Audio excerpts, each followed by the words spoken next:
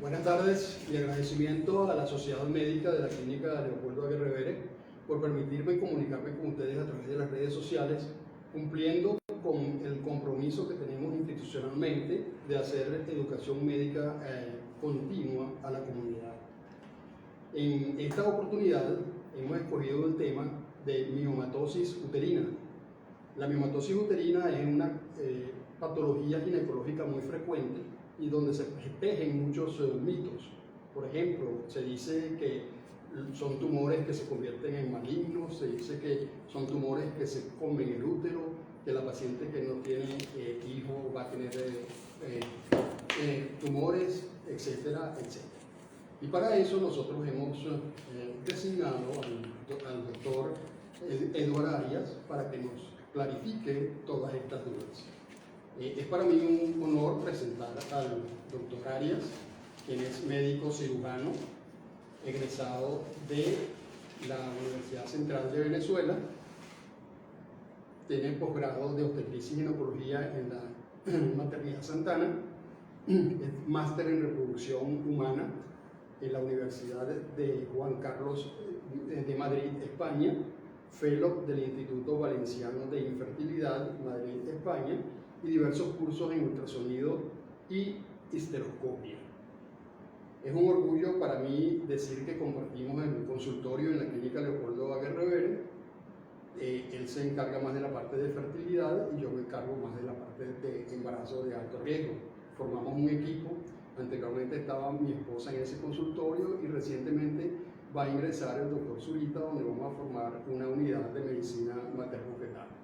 Bueno, sin más preámbulo, vamos a empezar este live haciéndole la pregunta al doctor Arias sobre miomatosis uterina. ¿Qué son los miomas? Bueno, antes de empezar quisiera agradecer también a la Sociedad Médica de la Clínica Leopoldo Aguirre por esta invitación, a la audiencia, a todos nuestros seguidores en las redes sociales y también a mi padre, que va a servir como moderador, quien es ginecólogo obstetra egresado de la Maternidad Concepción Palacios y hizo también posgrado en perinatología en Londres, Inglaterra, y bueno, con una trayectoria bastante amplia en el área de ginecología, obstetricia y perinatología. Para empezar, entonces, bueno, yo quisiera abordar un poco acerca de la anatomía del aparato reproductor femenino. Aquí en esta imagen nosotros podemos observar la vagina, las trompas, los ovarios, pero vamos a enfocarnos en el útero. En el útero, que es esta estructura triangular que vemos a nivel del centro, y si nosotros hacemos un corte longitudinal desde el interior hacia la parte externa, es decir, desde la parte de adentro hacia afuera, podemos dividirlo en tres capas. La parte más interna, que es esta que vemos acá, que se llama endometrio, es la que descaman las pacientes todos los meses cuando les viene la menstruación, cuando se encuentran en su edad reproductiva. La capa más externa, que recubre todo el útero, se llama serosa, y tenemos la capa intermedia, que se llama miometrio, que es la capa muscular del útero, que es donde nos vamos a enfocar. ¿Por qué nos vamos a enfocar en esta capa, que es el miometrio? Porque de aquí es de donde derivan los miomas. Los miomas, también conocidos como leiomiomas o fibromas, son tumores sólidos que se derivan del endometrio, y estos pueden ser únicos o múltiples y tener del miometrio, sí. Y pueden ser únicos o múltiples y poder tener diferentes localizaciones a nivel del aparato reproductor femenino. Cuando oímos la palabra tumores, las pacientes pues empiezan a mortificarse y a angustiarse, pensar en cáncer y en malignidad, pero es muy importante saber que estos tumores son tumores benignos, con un porcentaje de malignidad muy bajo, casi despreciable, menor del 0.5%. Otra de las cosas importantes que debemos saber es que es muy frecuente esta patología. Como la frecuencia en más de la mitad de las pacientes tienen miomas, o sea, alrededor de un 60-70% de las pacientes cursan con esta patología. tiene un pico que es alrededor de los 35 a 50 años, es más frecuente también en pacientes de raza negra, y dentro de los factores de riesgo que se ven asociados a esta patología tenemos que si hay antecedentes familiares en la línea directa, o sea la madre o la abuela, pues es más frecuente en un 2.5%, también en aquellas pacientes que no han tenido bebés, es bastante frecuente. Aquellas pacientes que hayan tenido la menarquia, que es la primera menstruación en etapas tempranas de su vida, también se ha visto una asociación, y todas aquellas patologías o enfermedades en donde los estrógenos estén aumentados. Por ejemplo, el síndrome ovario poliquístico, también tenemos en pacientes obesas o pacientes que reciban terapia de reemplazo hormonal, en donde reciben hormonas como los estrógenos, pues también se ve asociado un aumento de la frecuencia de esta patología. Existen unas teorías de cómo se forman estos miomas, ¿no? estos tumores. Se dice que en los cromosomas 6, 7, 12 y 14 hay unos genes que están encargados de la mitosis, que es la multiplicación celular, de regular esa multiplicación, ese crecimiento de estos tumores. Y en estas pacientes pues se ven alterados estos genes en esos cromosomas. No solamente existe esa teoría de la parte genética, sino también que en esos tumores hay más receptores de estrógenos. Y entonces esas pacientes que tienen niveles de estrógenos altos, pues también se les ve asociado a un mayor número, más frecuencia e incluso tamaño de estos miomas. ¿Quieres agregar algo aquí más? Estamos bien, ¿no? Vamos a seguir adelante entonces. Los miomas, que son estas estructuras aquí que vemos, estos tumores sólidos, derivados del miometrio, como lo podemos ver aquí, pueden tener diferentes localizaciones. Si están localizados a nivel del endometrio, que era la capa más interna, esos miomas se van a llamar submucosos. Si los miomas están ubicados en la capa más externa, que es la serosa, los vamos a llamar miomas subserosos. Y los miomas que están ubicados a nivel de la capa intermedia, es decir, que se quedan en el miometrio, los vamos a llamar miomas intramurales. Entonces, no solamente se pueden ubicar a nivel de las tres capas, llamándose submucosos, intramurales y subserosos, sino también se pueden ubicar en diferentes sitios del útero. Si están a nivel del cuello uterino, pues serán miomas cervicales. Si están a nivel de los ligamentos, serán miomas intraligamentarios. Y bueno, también estos miomas que se encuentran subserosos, en muchas ocasiones tienen un pedículo, y ese pedículo es como un cuello, esto que vemos aquí. Y estos son los que normalmente crecen mucho y pueden producir síntomas compresivos, que vamos a hablar más adelante. Y también tenemos otra variedad, que estos miomas submucosos con un pedículo pueden migrar o abortar hacia la vagina, produciendo también síntomas que hablaremos más adelante. Cuando ocurre un crecimiento rápido y aumentado de estos miomas, debido a la vascularización, ellos crecen, pero en la parte interna, como no les llega mucho flujo sanguíneo, puede ocurrir lo que llamamos degeneraciones. Esas degeneraciones son importantes porque producen síntomas y también son importantes porque la podemos ver en distintas etapas de la vida. Por ejemplo, cuando ocurre calcificación por disminución del riego sanguíneo, pues se ve más frecuentemente asociado en aquellos miomas que son pediculados como los que vimos, que se tuercen y no les llega el flujo sanguíneo, o en pacientes posmenopáusicas que no tienen el flujo de estrógeno y se calcifican, mientras que la roja, como tiene más vascularización, se ve más asociada en el embarazo.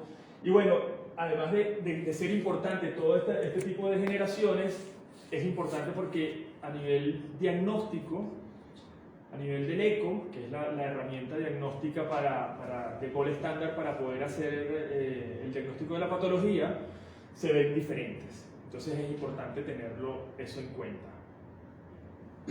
Bueno, hasta ahora pues entonces hemos visto que son tumores benignos que tienen un componente, se forman por un componente genético y que también tienen un componente hormonal. Esa es la razón por la cual se dice que son hormonos dependientes, dependen de las hormonas femeninas, que son generalmente el estrógeno particularmente y también la progesterona.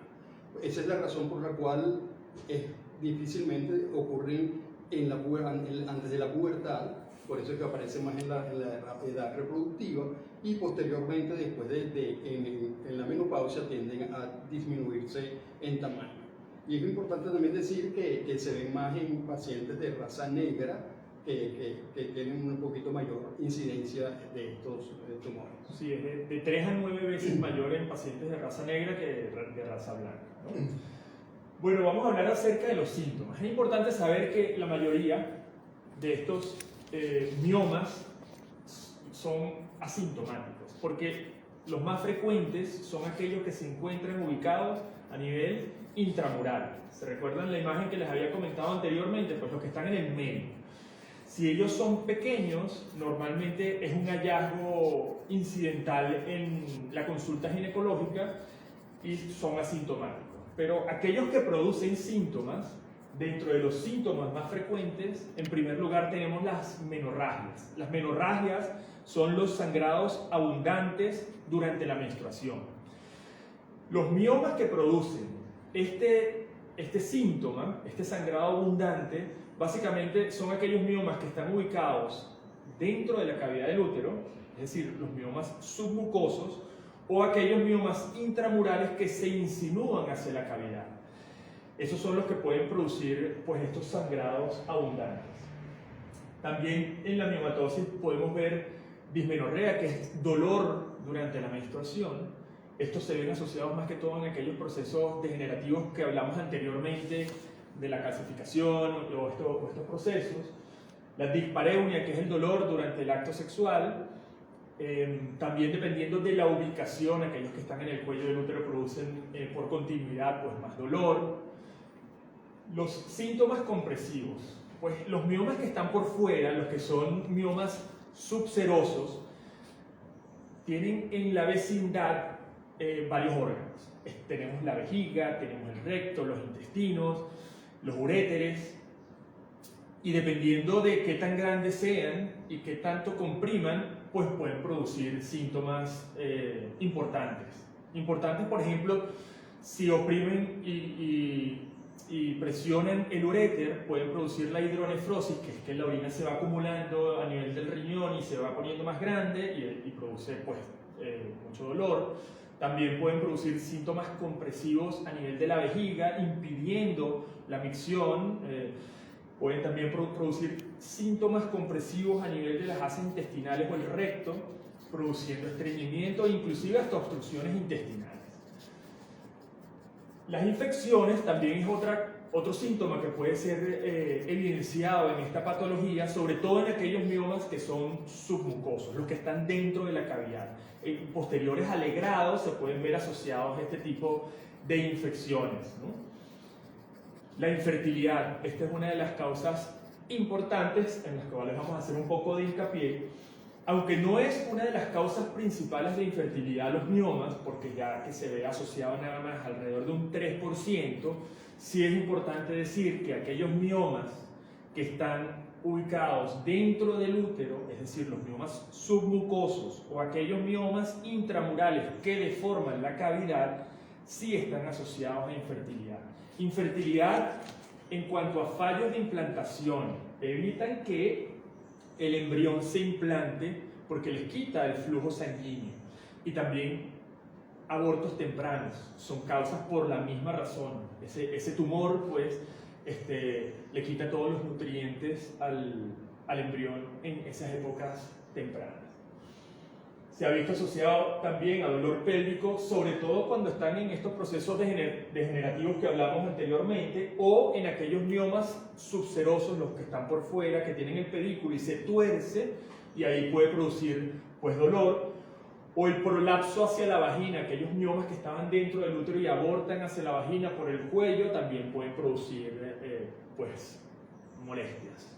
¿Quieres agregar algo aquí de la nematosis y los Bueno, sí, síntomas? y los síntomas van a estar más relacionados con el sitio donde está localizado el mioma.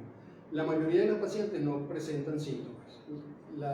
Los síntomas se presentan más en los submucosos o aquellos intramurales que van hacia el interior del útero, y en aquellas pacientes que tienen degeneraciones del útero. Esta degeneración no es que son algo malo, la degeneración es que los miomas están irrigados, les llega sangre por fuera, la parte externa, en el centro no le llega sangre.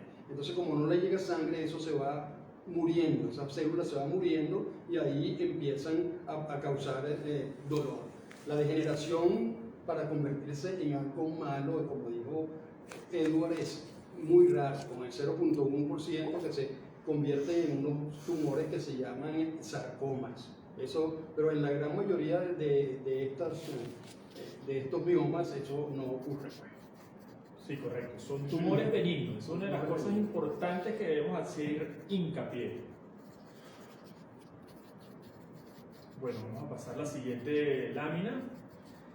El diagnóstico. Bueno, debemos hacerlo primero con la clínica, el interrogatorio, ver si presenta alguno de los síntomas que ya mencionamos anteriormente. ¿Cuáles son? Pues la menorragia, que es el sangrado abundante, pues dolores compresivos a nivel de las asas intestinales, estreñimiento u obstrucción, compresivos a nivel del tracto genitourinario en cuanto a la micción o a la parte renal. Si cursa con infertilidad, ese puede ser también otro hallazgo que podemos evaluar. Dolor pélvico en aquellos casos que ya mencionamos anteriormente. Y una vez que nosotros tenemos con la clínica pues una idea de que pudiésemos estar enfrente de estos miomas, el diagnóstico definitivo y el gold estándar es mediante imágenes, específicamente el ultrasonido. Nosotros en el ultrasonido que hacemos ginecológico normalmente es por vía transvaginal, porque evidenciamos por continuidad y evidenciamos mejor estas imágenes que van a ser ecorrefringentes, muy bien delimitadas, a menos que tengan estas degeneraciones en donde los vamos a apreciar de manera diferente, pero normalmente el diagnóstico es con el ultrasonido, en donde vamos a ver imágenes ecorrefringentes bien delimitadas, que pueden ser únicas o múltiples, de diferentes tamaños y diferentes localizaciones, como ya lo vimos anteriormente. Existen casos, yo diría que contados, en donde uno no pudiese hacer el diagnóstico por ultrasonido, pacientes que tengan mucho sobrepeso o que no se les vea muy bien las imágenes, en donde te puedes ayudar con tomografías o resonancias, pero básicamente con el ultrasonido nosotros hacemos el diagnóstico.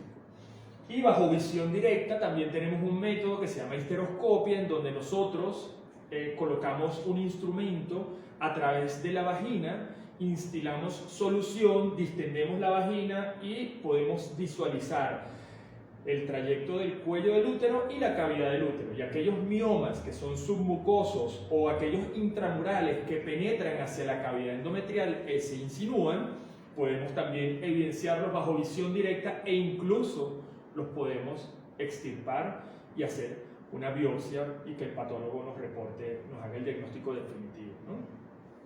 ¿Tienes algo que agregar aquí? No, perfecto. El diagnóstico es precisamente, el diagnóstico es por ultrasonido y en la gran mayoría de los casos nosotros podemos visualizar perfectamente el fibroma. Es un diagnóstico relativamente fácil, y en aquellos que son intramurales, que están dentro de la cavidad, la histeroscopia también es un método de ayuda. Muy bien. Vamos ahora entonces a hablar acerca del tratamiento.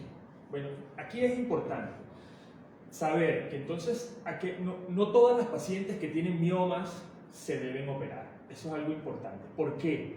Porque pues, la mayoría pues, son asintomáticas y la otra cosa que debemos hacer es que en vista de que son asintomáticas y son tumores benignos, nosotros podemos mantener una observación y seguirlas evaluando en nuestro control ginecológico. Pero en aquellas pacientes que sí son sintomáticas, por ejemplo, aquellas pacientes que tienen las menorragias, los sangrados abundantes, o aquellas pacientes que tienen el dolor pélvico también sería una causa de una indicación de tratamiento. Aquellas pacientes en donde tienen problemas de fertilidad y estos miomas están ubicados a nivel de la cavidad endometrial, es decir, son submucosos o intramurales que se insinúan hacia la cavidad, en esos casos pues sí sugerimos que se les haga el tratamiento. También tenemos otros casos pues donde sugerimos tratamientos que sean miomas de un tamaño muy grande y deseen fertilidad también, porque no solamente tienen problemas para que queden embarazadas, sino una vez que quedan embarazadas pueden tener riesgo de partos pretérminos, porque pueden ser miomas gigantes que ocupan prácticamente toda la cavidad abdominal. Entonces, importante tener en cuenta esto que vamos a hablar ahorita, que no todos los miomas son adecuados para tratamiento. En la mayoría podemos tener una conducta expectante, y solamente en aquellos casos en donde sean sintomáticos o la paciente tenga deseos de fertilidad, entonces sugerimos hacer la parte de tratamiento. Dentro del tratamiento, bueno, tenemos tratamientos médicos en donde podemos indicar en aquellas pacientes que tienen menorragia, o sea, que tengan dolor con la menstruación, podemos indicar antiinflamatorios no esteroideos. También se ha visto la utilización en vista de que tienen receptores de estrógeno, agonistas y antagonistas de la GnRH para suprimir ese crecimiento, pero estos no son tratamientos definitivos, estos son como tratamientos paliativos. El tratamiento definitivo obviamente es un tratamiento quirúrgico.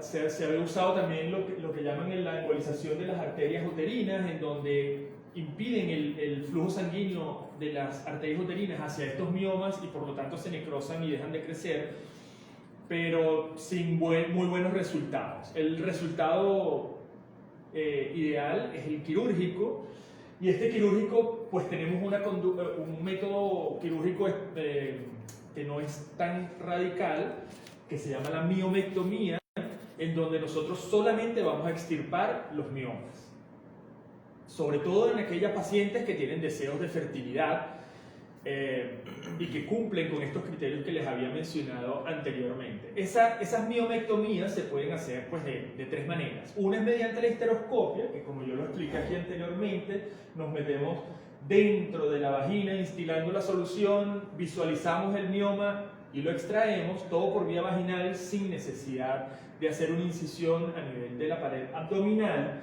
Pero esas miomectomías se limitan a aquellos que están submucosos, es decir, dentro de la cavidad, o intramurales que se insinúan hacia la cavidad endometrial, ¿no?